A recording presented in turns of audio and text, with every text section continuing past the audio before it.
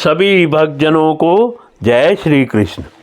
भगवान श्री हरि के अंशभूत वे नर नारायण ही इस समय पृथ्वी का भार उतारने के लिए यदु कुल भूषण श्री कृष्ण और उन्हीं के सरीखे श्याम वर्ण कुरु कुल तिलक अर्जुन के रूप में अवतरण हुए हैं। अग्नि देव की पत्नी स्वाहा ने अग्नि के ही अभिमानी पावक, पवमान और शुचि ये 3 पुत्र उत्पन्न किए। ये तीनों ही हवन किए हुए पदार्थों का भक्षण करने वाले हैं। इन्हीं तीनों से 45 प्रकार के अग्नि और उत्पन्न हुए। ये ही अपने 3 पिता और 1 पितामह को साथ लेकर 49 अग्नि कहलाए।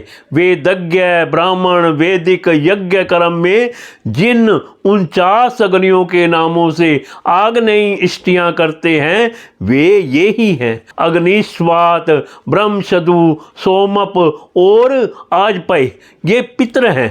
इनमें साग्निक भी है और निर्गनिक भी। इन सब पितरों की पत्नी दक्ष कुमारी स्वदा है। इन पितरों से स्वदा के धारणी और वयुना नाम की 2 कन्याएं हुई। वे दोनों ही ज्ञान विज्ञान में पारंगत और ब्रह्म ज्ञान का उपदेश करने वाली हुई। महादेव जी की पत्नी सती थी। वे सब प्रकार से अपने पति देव की सेवा में संलग्न रहने वाली थी, किंतु उनके अपने गुण और शील के अनुरूप कोई पुत्र नहीं हुआ, क्योंकि सती के पिता दक्ष ने बिना ही किसी अपराध के भगवान शिव जी के प्रतिकूल आचरण किया था। इसीलिए सती ने युवावस्था में ही क्रोधवश योग के द्वारा स्वयं ही अपने शरीर का त्याग कर दिया था। विदुर जी ने पूछा, ब्राह्मण, प्रजापति दक्ष तो अपनी लड़कियों से बहुत ही स्नेह रखते थे, फिर उन्होंने अपनी कन्या सती का अनादर करके शीलवानों में सबसे श्रेष्ठ श्री महादेव जी से द्वेष क्यों किया? महादेव जी भी चराचर के गुरु, वैर रहित, शांति मूर्ति, आत्माराम और जगत के परम आराध्य देव हैं। उनसे भला कोई क्यों वैर करेगा?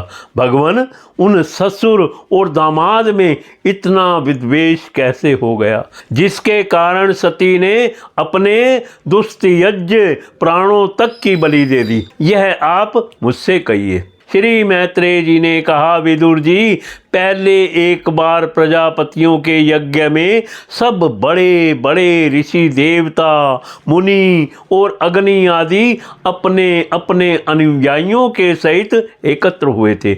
उसी समय प्रजापति दक्ष ने भी उस सभा में प्रवेश किया। वे अपने तेज से सूर्य के समान प्रकाशमान थे और उस विशाल सभा भवन का अंधकार दूर किए देते थे। उन्हें आया देख ब्रह्मा जी और महादेव जी के अतिरिक्त अग्नि पर्यंत सभी सभासद उनके तेज से प्रभावित होकर अपने अपने आसनों से उठकर खड़े हो गए। इस प्रकार समस्त सभासदों से भली भांति सम्मान प्राप्त करके तेजस्वी दक्ष जगत पिता ब्रह्मा जी को प्रणाम कर उनकी आज्ञा से अपने आसन पर बैठ गए। परंतु महादेव जी को पहले से ही बैठा देख तथा उनसे अभ्युत्थान आदि के रूप में कुछ भी आदर ना पाकर दक्ष उनका यह व्यवहार सहन ना कर सके। उन्होंने उनकी ओर टेढ़ी नजर से इस प्रकार देखा मानो उन्हें वे क्रोधाग्नि से जला डालेंगे। फिर कहने लगे, देवता और अग्नियों के सहित समस्त ब्रह्म ऋषि गण मेरी बात सुने। मैं ना समझी या द्वेष वश नहीं कहता, बल्कि शिष्टाचार की बात कहता हूँ।